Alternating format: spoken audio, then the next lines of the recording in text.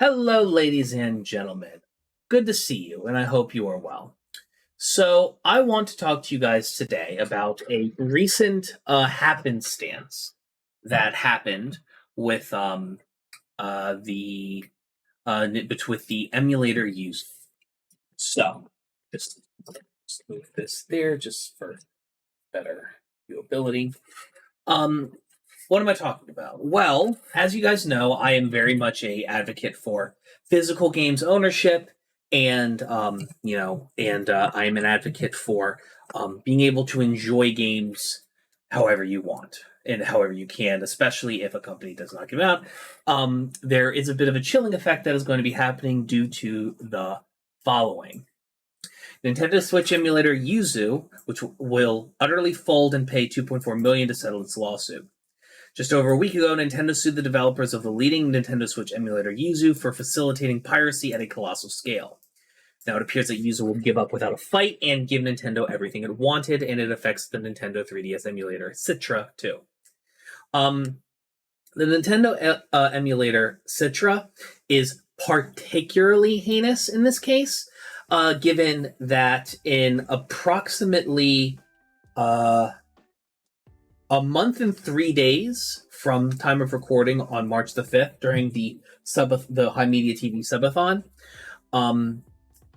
the Nintendo online services for the 3DS will be cut. And if you have not downloaded your 3DS games to the Nintendo Switch hardware beforehand, you will completely lose access. And I think actually, like what they're cutting off the store as well. So if you, like me, bought all of the Pokemon games for the 6th and 7th generations exclusively digital, you no longer have access. You no longer have access to those things in particular. So why am I talking about this, right? Like, it got taken down, they published a statement, they, like the judge, like Nintendo is trying to coerce a judge into saying yes to the following statement: developing or distributing software, including Yuzu, that is in its ordinary course of functions. Basically what to get through the legalese, they want a judge to say yes to the concept that having technology that can circumvent Nintendo's protections, period,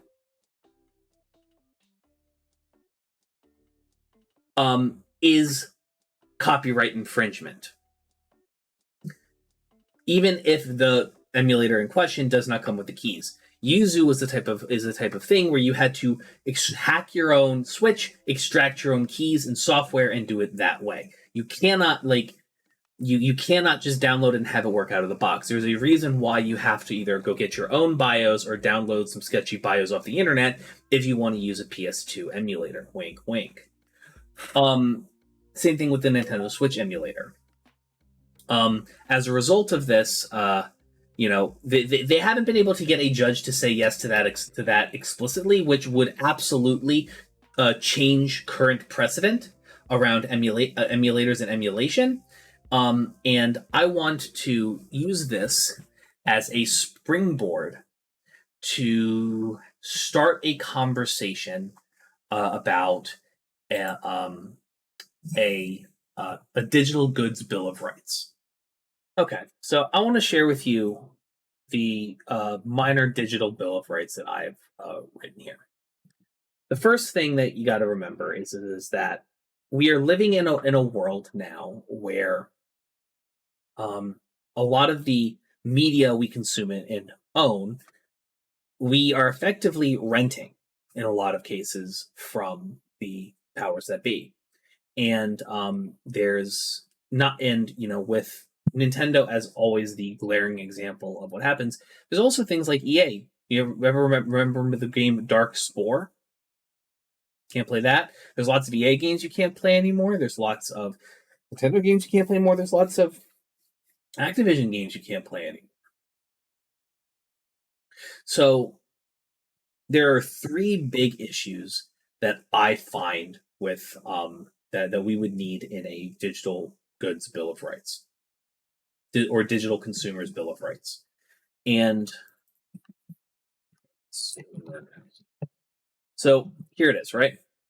First, IP rights holders must make a good faith effort to maintain user access to digital goods. This is not forcing them to do so. This is not making them do so. This is they need to make a good faith effort to maintain user access to digital goods. This gives them an out.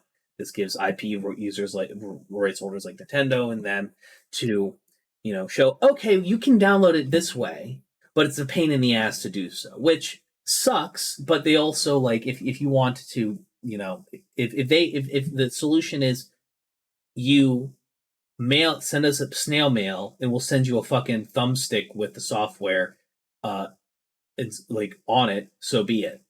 Fine. That's a fine way of doing things. It's just they have to make a good faith effort to maintain user access to our digital goods. Second, if a IP rights holder cannot or will not offer downloads to users for their property, the digital goods in this case, said software is classified as legal abandonware. So a lot of times, like abandonware, like we use that as like a short cliff note for a lot of little things. Like the old Windows plugins like Bonsai Buddy are considered abandonware.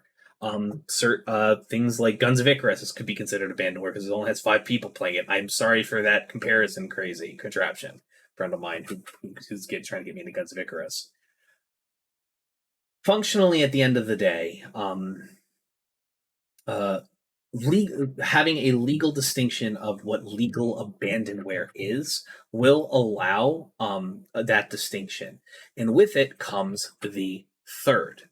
Software legally classified as abandonware enters the public domain. So what does this mean?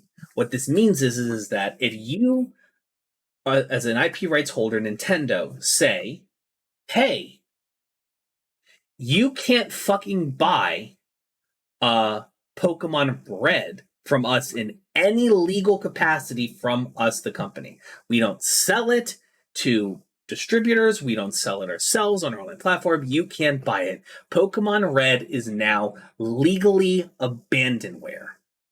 Now, obviously, there should be time frames and time limits, and there should be efforts for Nintendo to have to correct this fact, things of that nature. But functionally, you should, and I'm not talking about, oh, we released Fire Red, you can go buy Fire Red. No. Every single version of the game, remakes don't count. If you want to go play a video, I personally like to play Pokemon Gold over Pokemon Heart Gold. That's my personal preference. I don't want to play Pokemon Heart Gold. I don't want to play Let's Go Johto if that eventually comes out. I want to play Pokemon Gold version. I can't legally buy that in any capacity, and I don't think I'm going to be able to legally buy it after the 8th of April.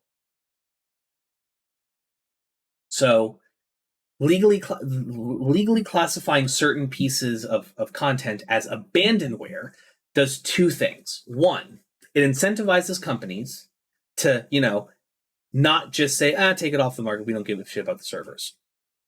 That's one. The second thing it does, and this is key here, if the company does decide to be negligent, well, lo and behold, you can go online, download a ROM of Pokemon Red, and not break any piracy laws doing so, because, piracy, to quote Gabe Newell, God Among Gamers, the CEO of Valve, who created Steam, piracy isn't a pricing issue, it is a service issue. This is, which, man has to be right about it somewhat, because it was so easy to pirate PC games back in the day, and now Steam. Now I would personally like to purchase a game on Steam instead of just pirating it, because because the service of Steam is just better than than going through the rigmarole and risk of piracy. At the end of the day, there needs to be some kind of consequence for software being being abandoned and unimplemented, because objectively, now that Citrus is gone, I can probably go to a friend of mine and he can give me a thumb drive with Citrus on it and everything I need to go play, Ultra Sun and Ultra Moon. But if I want to go play Ultra Sun and Ultra Moon otherwise, I gotta go buy a fucking copy. But I already own a copy. I bought a copy. I spent at release. I pre-ordered this bitch. I bought a copy of Sun, Moon, Ultra Sun, Ultra Moon X and Y, and Omega Ruby and Alpha Sapphire, all digital. Because I, Evan Haggard, foolishly thought that Valve is my standard for digital goods and digital games. And I foolishly thought, hey, Evan, they'll make sure you have access to your digital goods after the fact. No, they don't.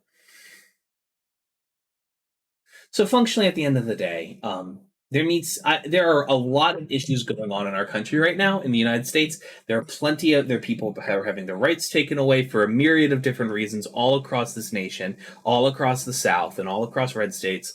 And I understand that this is absolutely not a priority for a lot of people politically, but by fucking God, wouldn't it make you smile to be able to say, hey, I'm going to go on this website that allows me to stream Pokemon Red. And Nintendo can't say shit to me about it.